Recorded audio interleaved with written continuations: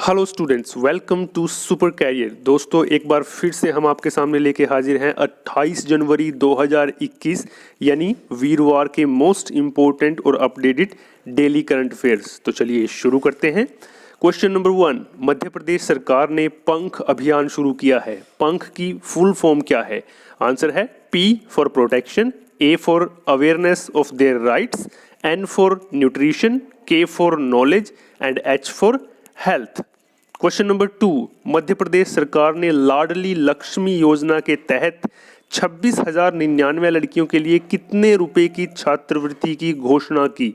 Answer है 6.47 करोड़ रुपए। Question number 3, express way पर हवाई पट्टी बनाने वाला देश का पहला राज्य कौन सा है? आंसर है उत्तर प्रदेश। क्वेश्चन नंबर 4, भारतीय नौसेना ने थल सेना और वायु सेना के साथ कौन सा अभ्यास किया? आंसर है एमफैक्स 21 और यह अभ्यास अंडमान और निकोबार द्वीप समूह में किया गया। क्वेश्चन नंबर 5, किस भारतीय संगठन ने आकाश एनजी मिसाइल का सफल परीक्षण किया? आंसर है DRDO ने, और ये एक सरफेस टू एयर मिसाइल है, यानी ये जमीन से हवा में मार करने वाली मिसाइल है और ओडिशा के तट से इसका परीक्षण किया गया। DRDO ने इसका परीक्षण किया। उनकी फुल फॉर्म है defence research and development organisation, यानी रक्षा अनुसंधान और विकास संगठन। क्वेश्चन 6, किस संस्थान के आर्थिक आउटलुक सर्वेक्षण के अनुसार 2020-21 में भारत के सकल घरेलू उत्पाद यानी GDP में 8% के संकुचन यानी कम होने की उम्मीद है? तो ये आर्थिक आउटलुक सर्वेक्षण है फिक्की यानी federation of Indian chambers of commerce and industry का, जिसका मुख्यालय यानी हेडक्वार्टर नई दिल्ली में है।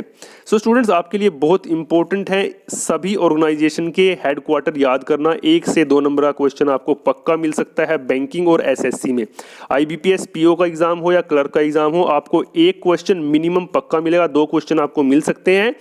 ओवरऑल ये लगभग 15 से 20 मेन ऑर्गेनाइजेशन है जिनके मुख्यालय आपसे पूछे जा सकते हैं। एक अलग वीडियो में मैं आपके लिए ये सारे ऑर्गेनाइजेशन और इनके मुख्यालयों को आपके लिए जो है मैं एक्सप्लेन कर दूंगा। फिलहाल के लिए जो जो आपके सामने आ रहे हैं आप उनको नोट डाउन करते रहें और याद जरूर रखें। क्वेश्चन 7, IMF ने FY21 यानी फाइनेंशियल ईयर 2021 में भारत के विकास का अनुमान किस सीमा तक संशोधित किया है? आंसर है -8%। IMF का मुख्यालय वाशिंगटन DC USA में है। बहुत इंपॉर्टेंट है मुख्यालय को याद करना। और मैं आपको एक बात बड़े इम्पोर्टेंटली ये आपको मैं याद कराना चाहता हूँ कि अब जैसे कि ये जनवरी से मार्च तक का जो समय होता है वो बड़े बड़े ऑर्गेनाइजेशन जो है वो रैंकिंग्स निकालते हैं और अलग अलग देशों के विकास का अनुमान लगाते हैं, GDP का अनुमान लगाते हैं अगले साल के लिए। तो ज़्यादातर जो इंस्टीट्यूशंस हैं, ऑर्गेनाइजेशन है, वो अब इस टाइम पे उस तरह की जो है अपनी रिपोर्ट लेके आएंगे। जैसे अभी IMF ने कहा है कि इस साल का जो हमारा 2020-21 का जो विकास है वो -8% रहेगा। तो ऐसे ही IMF, UN और बाकी जो एजेंसीज हैं वो भी विकास के अनुमान यानी रैंकिंग्स को लेके आएंगे। और ये बहुत इंपॉर्टेंट है क्योंकि इससे जुड़े हुए क्वेश्चन आपको बैंकिंग में जरूर मिलेंगे और ये बहुत ज़्यादा इंपॉर्टेंट है। आपको HSSC और SSC में भी इस तरह के क्वेश्चन देखने को मिल सकते हैं। IMF की मैंने आपको बात की, तो IMF यानी इंटरनेशनल मॉनेटरी फंड इसकी फुल फॉर्म होती है। IMF के प्रबंध निदेशक और अध्यक्ष का नाम है क्रिस्टलिना जॉर्जिएवा और IMF के मुख्य अर्थशास्त्री का नाम है गीता गोपीनाथ। क्वेश्चन 8, संयुक्त राष्ट्र द्वारा कैलेंडर वर्ष 2021 में भारत की आर्थिक वृद्धि कितने प्रतिशत रहने का अनुमान लगाया है? आंसर है 7.3%। जैसा कि मैंने आपको बताया था कि ये रैंकिंग अलग अलग इंस्टीट्यूशन से अभी आने वाली है, तो अब ये संयुक्त राष्ट्र ने भी पेश की है और ये कैलेंडर वर्ष 2021 की 7.3% उन्होंने अनुमान लगाया है। न्यूयॉर्क में इसका मुख्यालय है यानी USA में, अमेरिका में। Question 9, global climate risk index 2021 में भारत 7वें स्थान पर है। यह इंडेक्स कौन जारी करता है?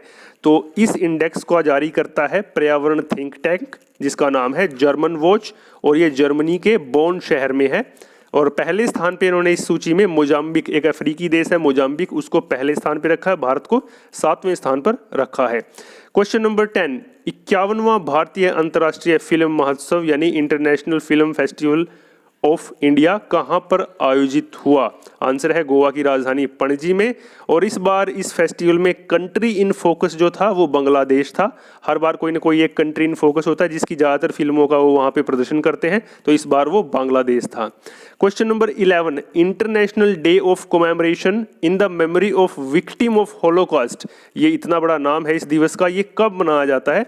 आंसर है प्रतिवर्ष 27 जनवरी को ये दिवस मनाया जाता है। इसको हिंदी में अंतर्राष्ट्रीय प्रलय स्मरण दिवस कहते हैं। और ये क्यों मनाया जाता है? होलोकॉस्ट के पीड़ितों की याद में इस दिवस को मनाया जाता है। अब ये होलोकॉस्ट क्या है? दरअसल दूसरे विश्व युद्ध के दौरान हिटलर, आपने नाम सुना होगा, जर्मनी में उन्होंने बहुत सारे यहूदियों यानी जूइश जो पीपल होते हैं उनकी हत्या कर दी थी, उनको मार दिया था। तो उन पीड़ितों की याद में इस दिवस को मनाया जाता है। तो अंतर्राष्ट्रीय प्रलय स्मरण दिवस 2021 का विषय है facing the aftermath, recovery and constitution after the Holocaust. ये इसका जो है थीम है या विषय है इस दिवस का। नंबर 12, अंतर्राष्ट्रीय सीमा शुल्क दिवस, इंटरनेशनल कस्टम डे कब मनाया जाता है? आंसर है 26 जनवरी को हर साल मनाया जाता है। और इस साल अंतर्राष्ट्रीय सीमा शुल्क दिवस की थीम है customs bolstering, recovery, renewal and resilience. World custom organization ने इस दिवस को शुरू किया था और वर्ल्ड कस्टम ऑर्गेनाइजेशन का मुख्यालय यानी हेडक्वार्टर ब्रुसेल्स में है, जो कि बेल्जियम की राजधानी है। और वर्ल्ड कस्टम ऑर्गेनाइजेशन के जो सदस्य देश हैं वो है 182 यानी 182। ये सारी चीज़ें बहुत इंपॉर्टेंट है, आपको कोई भी क्वेश्चन इनसे रिलेटेड पूछा जा सकता है। स्पेशली एसएससी और आईबीपीएस यानी बैंकिंग एग्जाम में सबसे ज़्यादा इंपॉर्टेंट है। और इस तरह के क्वेश्चन अब एचएसएससी में भी आना शुरू हो गए हैं, तो ध्यान से। क्वेश्चन नंबर 13, भारत ने वैश्विक ऊर्जा सुरक्षा हेतु किस एजेंसी के साथ समझौते पर हस्ताक्षर किए? आंसर है अंतर्राष्ट्रीय ऊर्जा एजेंसी के साथ। क्वेश्चन नंबर 14, मराठी के जाने माने उपन्यासकार नामदेव चंद्रभान कांबले को पद्मश्री पुरस्कार से सम्मानित किस लिए किया गया है? आंसर है साहित्य में उनके योगदान के लिए। क्वेश्चन नंबर 15, 26 जनवरी की परेड में बांग्लादेश की सेनाओं ने हिस्सा लिया, यह किस युद्ध की वर्षगांठ के जश्न में हुआ? आंसर है भारत और बांग्लादेश द्वारा 1971 के मुक्ति युद्ध की 50वीं वर्षगांठ के जश्न में। 1971 में भारत पाकिस्तान का युद्ध हुआ था। वो किस वजह से हुआ था? क्योंकि पाकिस्तान ने पूर्वी पाकिस्तान, जिसको आज हम बांग्लादेश मानते हैं, वो पहले पाकिस्तान का हिस्सा था, उस पे उन्होंने जो है काफ़ी जुल्म ढाने शुरू कर दिए थे बांग्लादेशियों पर। तो उन्होंने फिर भारत की मदद मांगी थी। भारत ने मुक्ति वाहिनी सेना बनाई थी, उस टाइम इंदिरा गांधी प्रधानमंत्री थी, और फिर जो है बांग्लादेश की तरफ से हमला किया था और बांग्लादेश को आज़ाद करवाया था। आज उसको 50 साल हो गए, तो 50वीं वर्षगांठ के जश्न में उन्होंने हमारी परेड में हिस्सा लिया, 26 जनवरी की परेड में। नंबर 16, किस संगठन ने world economic situation and prospectus 2021 जारी की? ये पब्लिकेशन जारी किया है संयुक्त राष्ट्र के आर्थिक और सामाजिक मामलों के विभाग ने, जिसे UNDESA भी कहा जाता है। Question 17, build back better recovery plan किस देश के साथ जुड़ा हुआ है? आंसर है अमेरिका। अमेरिका के नए प्रेसिडेंट ने ये प्लान शुरू किया है, वो दोबारा से अपनी कंट्री की रिकवरी करना चाहते हैं, उसके लिए। क्वेश्चन नंबर 18, अंतर्राष्ट्रीय मुद्रा कोष IMF के अनुसार वह एकमात्र बड़ा देश कौन सा है जो वित्त वर्ष 2022 में दोहरे अंकों में वृद्धि दर्ज करेगा? आंसर है भारत। क्वेश्चन नंबर 19, किस देश ने ट्रांसजेंडर व्यक्तियों को सेना में सेवा करने की अनुमति का आदेश जो है जारी किया है? आंसर है अमेरिका। नंबर 20, किस पड़ोसी देश ने हाल ही में 5G इंटरनेट सेवा शुरू करने की घोषणा की है? आंसर है पाकिस्तान। 21, वित्त मंत्रालय ने किस प्रदेश को अतिरिक्त 660 करोड़ रुपए आवंटित किए हैं? आंसर है मध्य प्रदेश को। और ये किस लिए किए हैं? नागरिक केंद्रित सुधारों के लिए। क्वेश्चन नंबर 22, सेल यानी स्टील अथॉरिटी ऑफ इंडिया, जो एक भारतीय कंपनी है, सरकारी कंपनी है, किस राज्य में ये भारत का पहला गैस से इथेनॉल से अंतर लगाने की योजना बना रही है?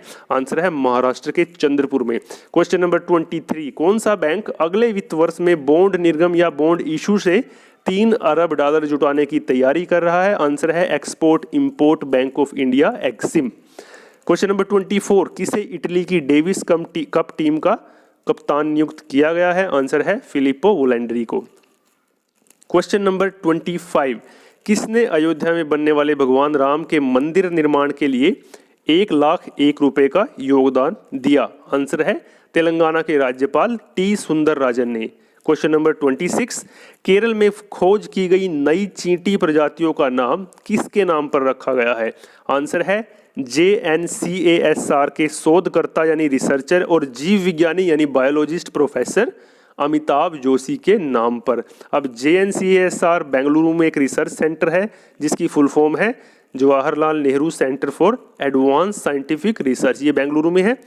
क्वेश्चन नंबर 27 जो हमारा आज का लास्ट क्वेश्चन रहेगा, उत्तर प्रदेश में प्रतियोगी परीक्षाओं के लिए छात्रों को मुफ्त कोचिंग दिलाने वाला पहला जिला कौन सा है? उसका नाम है गोरखपुर। कुछ दिन पहले मैंने आपको बताया था कि उत्तर प्रदेश सरकार ने अभ्युदय नाम से एक प्रोग्राम की शुरुआत की है जिसमें जो प्रतियोगी परीक्षाओं के लिए छात्र तैयारी करते हैं उनको मुफ्त कोचिंग मिला करेगी। सो दोस्तों ये थे आज के बहुत इंपॉर्टेंट और मोस्ट अपडेटेड करंट अफेयर्स। किसी भी वेबसाइट, किसी भी मोबाइल ऐप पे, किसी भी पोर्टल पे आपको इतने अपडेटेड करंट अफेयर एक जगह पे नहीं मिलेंगे। So it's very important guys कि आप इन सब वीडियो को 1 से 2 बार जरूर सुन लें या देख लें ताकि आपको ये अच्छे से याद हो जाए। रटने की जरूरत आपको नहीं पड़ेगी। ये वीडियो अगर आपको यूजफुल लगती है तो बाकी सरकारी नौकरी की तैयारी कर रहे अपने एस्पिरेंट्स या मित्रों के साथ इसे शेयर जरूर करें। साथ ही मैं आपसे गुजारिश करूंगा कि आप हमारा चैनल सब्सक्राइब करें और बाकी अपने मित्रों को भी सब्सक्राइब करने को कहें। कल की न्यूज़ के साथ एक बार फिर से हम दोबारा मिलेंगे। ये वीडियो देखने के लिए आपका बहुत बहुत धन्यवाद।